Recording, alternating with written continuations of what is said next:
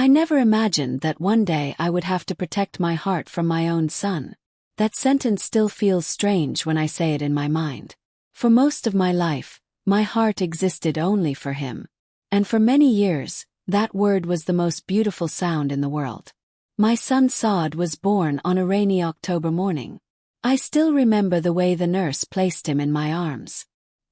His tiny fingers wrapped around mine as if he already knew me, as if he trusted me before he even opened his eyes. From that moment on, my life had a new purpose. His father passed away when Saad was only 6 years old. One ordinary afternoon he left for work, and by evening my entire world had changed. Car accident. 3 words that destroyed everything we had built. I was 32, suddenly a widow, with a small boy who still believed his father would walk through the door any moment. Those first few years were the hardest of my life. I worked 2 jobs. In the mornings I stitched clothes for neighbors, and in the evenings I worked at a small grocery store.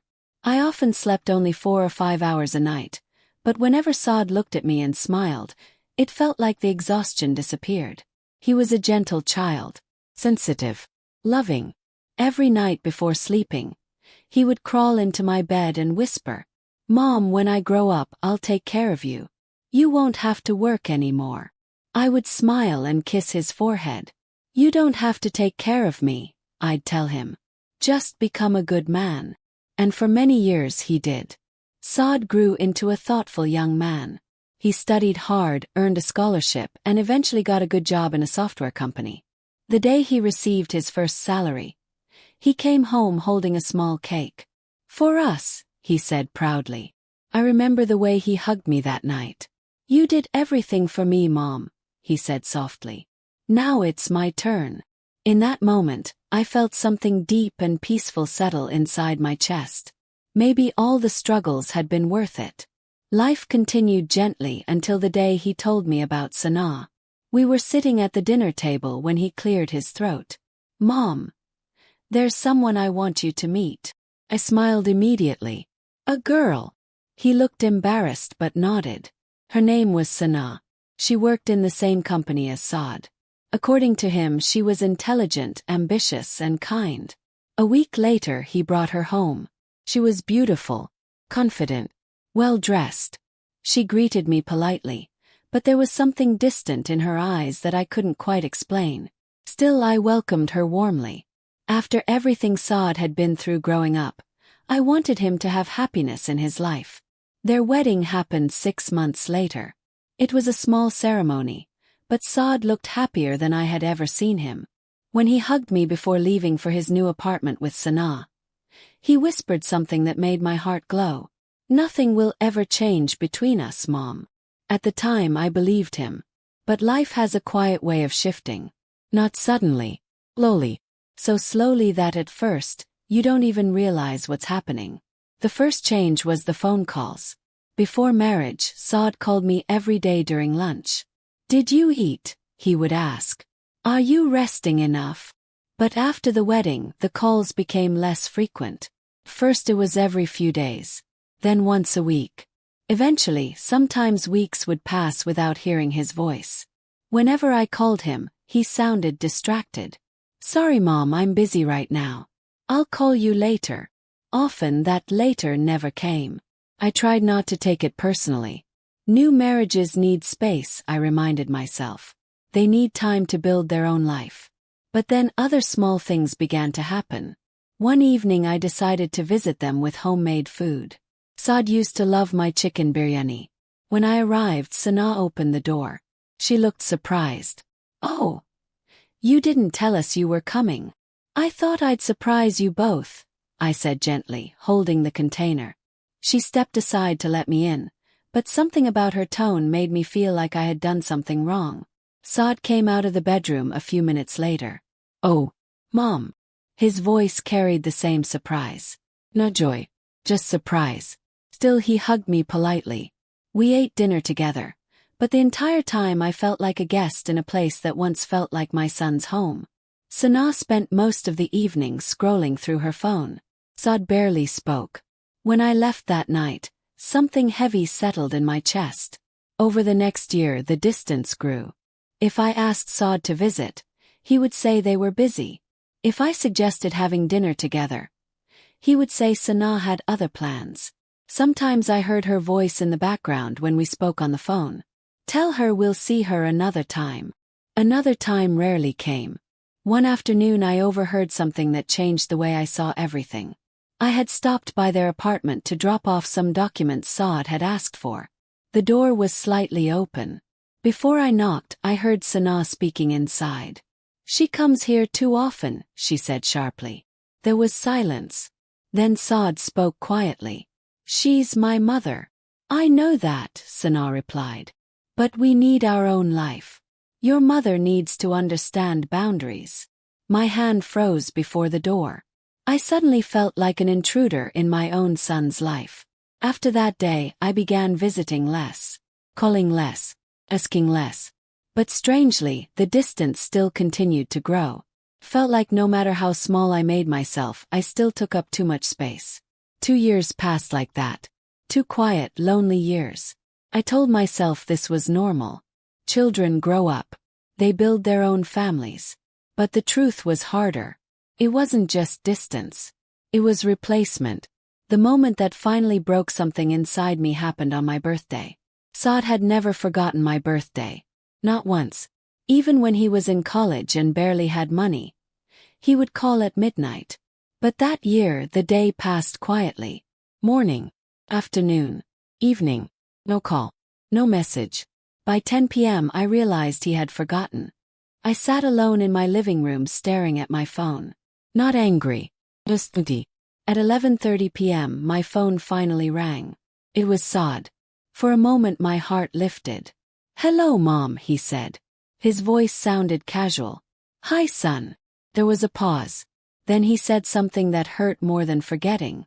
"Oh, Sana just reminded me it's your birthday." Not I remembered. Not I've been thinking of you. Just a reminder from someone else. I thanked him politely. We spoke for 2 minutes.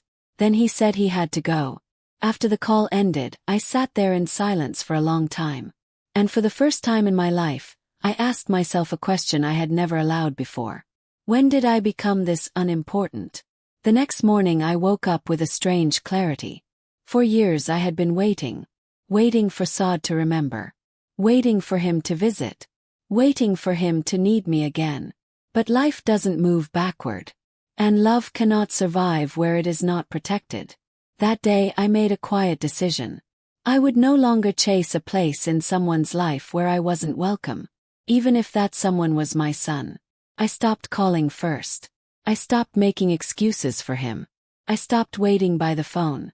Instead, I began doing something I had never done before. I started living for myself. I joined a community book club. I started walking every morning in the park. I reconnected with old friends I hadn't seen in years. Slowly, my world began expanding again. The loneliness didn't disappear overnight, but something new replaced it. 3 months later, Saad finally noticed the change. One evening my phone rang. "Mom," he said, "you haven't called in a while." I smiled gently. "I thought you were busy." He sounded confused. "You used to call every few days." "I know," I replied calmly. "But I realized something." "What?" "I realized I needed to take care of my own heart too." There was silence on the other end. For the first time, Saad seemed unsure what to say. A few weeks later he visited. Not because I asked. 'Cause he wanted to. When he walked into my living room, he looked around like he was seeing my life for the first time. "Have you changed things?" he asked. "Yes," I said with a small smile. "I had. But not just the furniture. My boundaries. My expectations. My emotional safety." That evening we talked longer than we had in years. He admitted something quietly. I didn't realize how distant I had become. He nodded. Sometimes people don't realize what they're losing until it stops waiting for them. He looked down at his hands. "I'm sorry, Mom." For the first time in a long time. His voice sounded like the little boy who once promised to take care of me. Our relationship didn't magically return to what it used to be. And honestly, I no longer expected it to. Life had changed. Saad had his own family now. But something important shifted between us. Respect, understanding, balance. Today, Saad visits more often. Sometimes he calls just to ask how my day was. Sana is still distant, but I no longer measure my worth by her comfort. I greet her kindly, but I protect my peace. Because the truth I finally learned after all those painful years is this: love should never require you to abandon yourself. And even a mother's heart deserves protection. So yes, one day I finally chose something I had ignored my entire life. I chose my own emotional safety. And strangely enough, that choice didn't destroy my relationship with my son. It saved what little remained of it. The strange thing about choosing your own emotional safety is that it feels both powerful and painful at the same time. For most of my life, I had built my identity around being Saad's mother. My decisions, my time, even my dreams were shaped by what was best for him. So when I finally stepped back and began living for myself, there were moments when I felt peaceful. And moments when guilt crept quietly into my heart. A mother is taught many things in life. But one lesson we are never taught is how to let go without feeling like we are betraying our own love. After Saad's visit that evening, the one where he apologized, our relationship slowly began finding a new rhythm. It was different, quieter, more careful, but it was also more honest. Saad started calling once or twice a week. Sometimes he asked about my health. Sometimes we spoke about small things, weather, work, news. At first, I didn't let my hopes rise too quickly. I had learned the hard way that expectations can quietly become heartbreak. But something had definitely shifted. One afternoon, Saad surprised me again. He came to visit on a Sunday. When I opened the door, I noticed he was alone. "Where's Sana?" asked gently.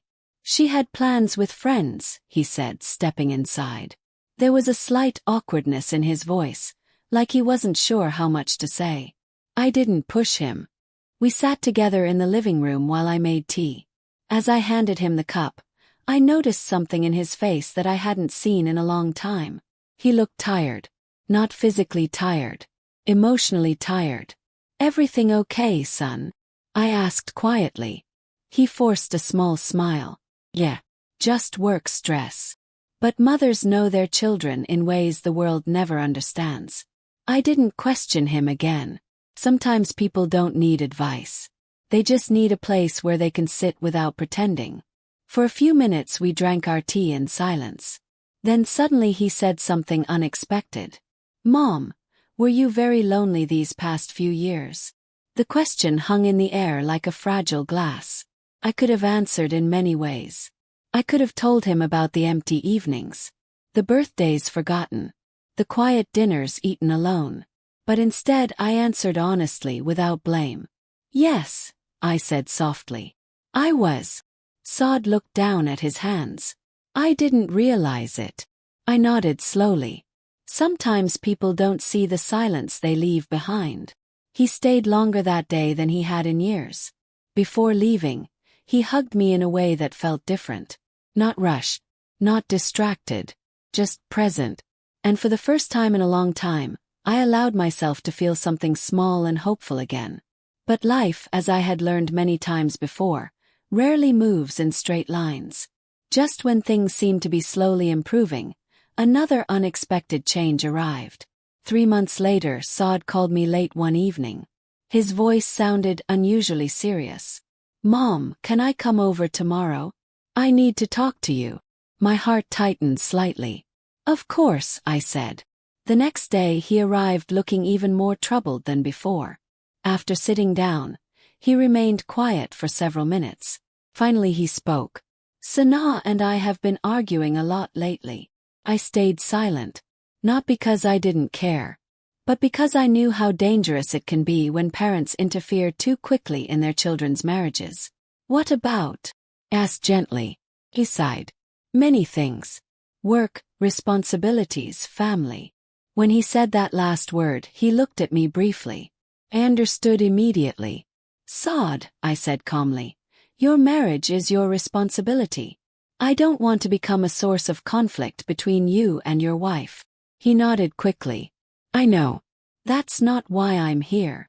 Then why are you here?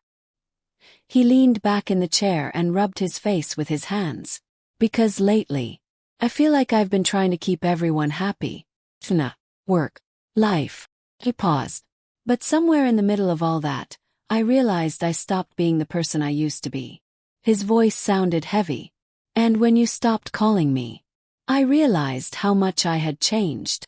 That sentence surprised me. I had always assumed my silence meant nothing to him. But apparently it had meant something after all. I didn't stop calling to punish you, I said quietly. I know, he replied. You stopped because you needed peace. He nodded. Yes. We spoke for nearly 2 hours that afternoon. Not as a mother correcting her son. Not as a son defending his choices. Just two people trying to understand each other again. For the first time, Saad openly admitted something that had been unspoken for years.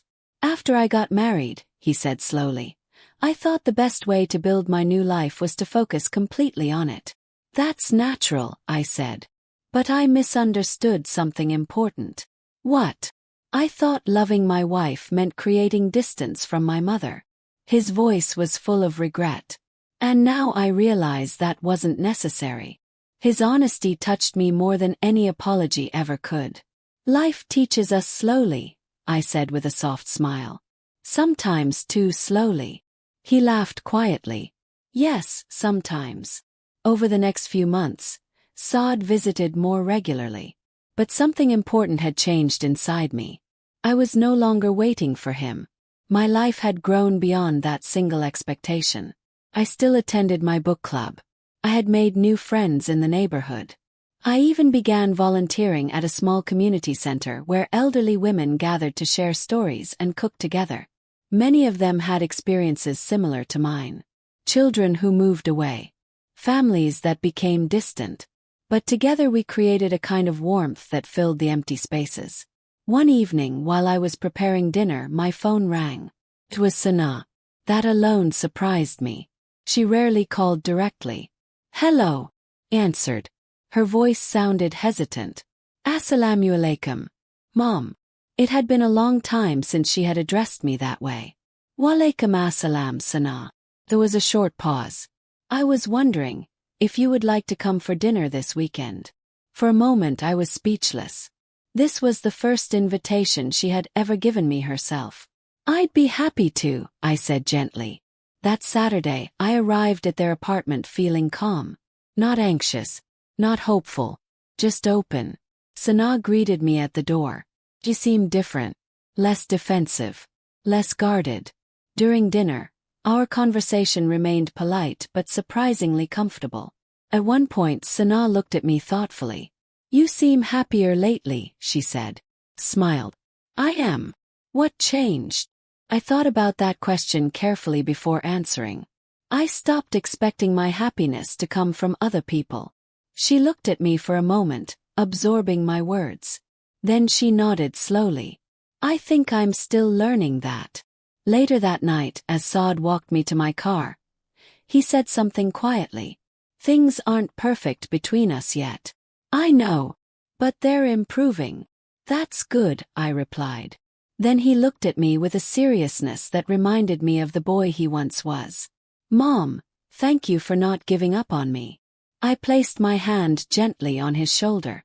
A mother's love doesn't disappear, I said softly. But sometimes, it has to step back to survive. Years have passed since those difficult days. Saad and Sana eventually had a daughter. The first time I held my granddaughter in my arms, something deep and warm returned to my heart. Not the same love as before, but a new chapter of it. Saad still makes mistakes. Do I? But our relationship now stands on something stronger than expectation. Respect. Understanding. Faith. Looking back now, I realize something important. For many years, I believed that love meant sacrifice without limits. But that belief slowly destroyed my peace. The truth is much simpler. Love should never require you to disappear. Even a mother deserves a life beyond her children. Even a mother deserves emotional safety. And sometimes the most loving thing you can do, for yourself and for others, is quietly step back and say, I will still love you. But I will no longer abandon myself to do it. If you are feeling the story, subscribe it for more life reflections.